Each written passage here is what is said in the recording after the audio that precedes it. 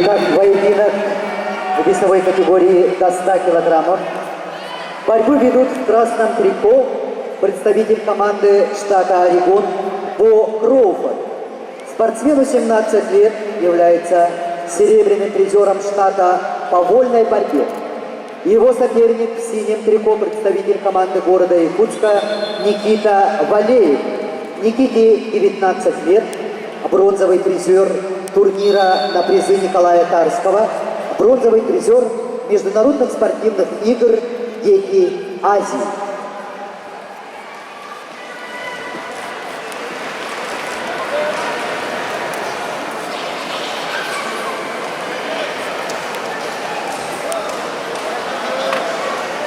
Данный поединок обслуживают руководитель ковра, судья международной категории Аркадий Костыгин, арбитр Вячеслав Кривошапкин, боковой судья, судья международной категории Николай Крылов.